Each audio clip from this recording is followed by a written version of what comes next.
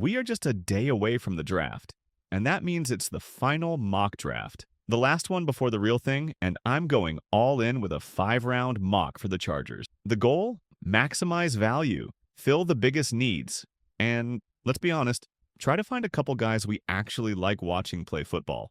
What's up, Chargers fans? Welcome to the NFL Playbook Chargers. If you're new here, don't forget to hit that subscribe button. This channel is all about breaking down everything you need to know about the Bolts.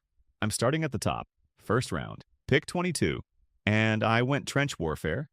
Defensive tackle Derrick Harmon. Now, you can argue positions all day long. Edge is a need, corner's a need, weapons are a need. But look, what if you're staring at a guy with real blue-chip potential who also happens to play a position where you just lost your 2 best interior rushers in free agency?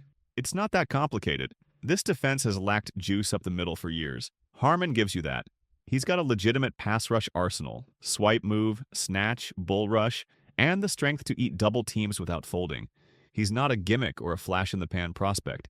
He's a disruptive force, 55 pressures last year, and a win rate on true pass sets that was second in the FBS among DTs with 100-plus reps. That's production you can bank on, and unlike some of these other guys, Walter Nolan, more of a pass rush specialist, Kenneth Grant, more of a run plugger, Harmon can impact both. He's got that rare 3-down ceiling, and that matters. Because in the NFL, it's not about getting 40 guys who can play one role. It's about who you trust when the game is on the line. Are there concerns? Sure.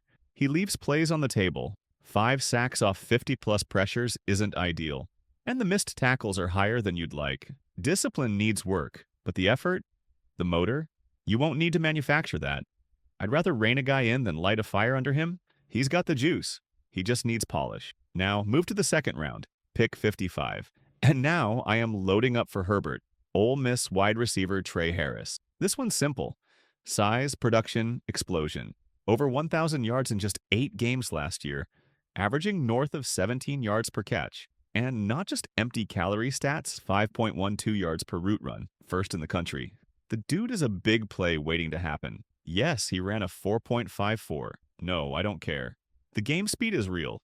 He stacks DBS, separates with long strides, and bullies smaller corners at the catch point. You saw it against Texas A&M. Straight up mossed guys multiple times. Downsides? Gimmicky offense, yes. Some ball security concerns? Yes. 5 drops, 2 fumbles. But the biggest red flag is the injury history. Missed 5 games with a groin.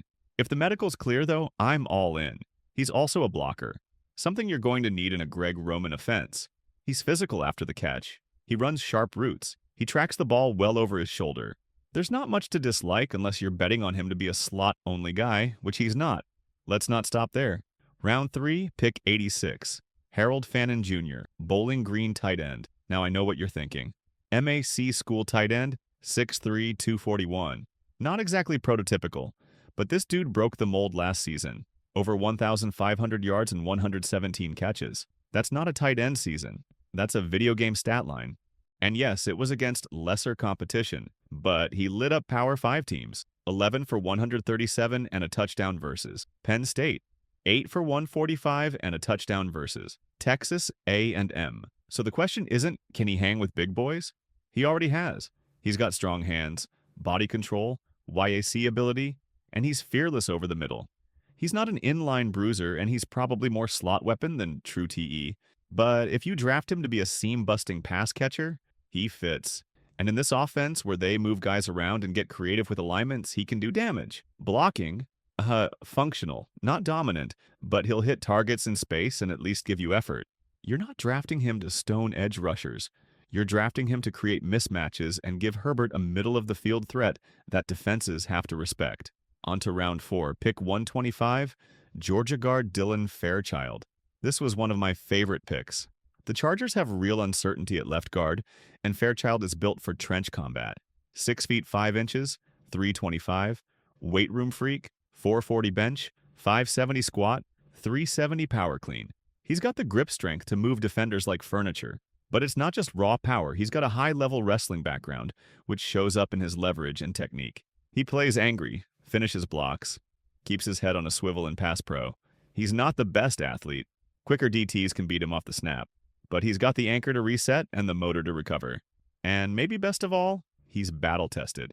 28 straight games at left guard for Georgia. He's played the position you need him at, not just some tackle to guard projection. You put him in a camp battle with McFadden and Johnson, he's got a real shot to win it.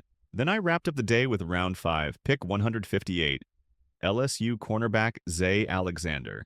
This one's a bit of a swing. You're not getting a burner. He ran a 4.56. But what you are getting is a long, instinctive, physical corner who actually tackled. Novel concept, I know.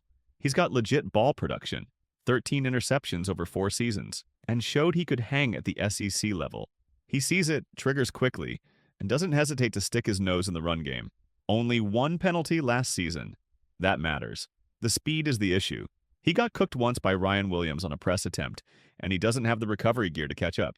But the fit matters. In a zone-heavy scheme like Jesse Minter's, where IQ and ball skills are prioritized, I think you can live with the lack of top-end speed. Worst case, he's a safety conversion candidate. Best case, he's a budget boundary corner who plays with poise and toughness. So, what do you think? Who do you want to pick? Share your thoughts in the comment section.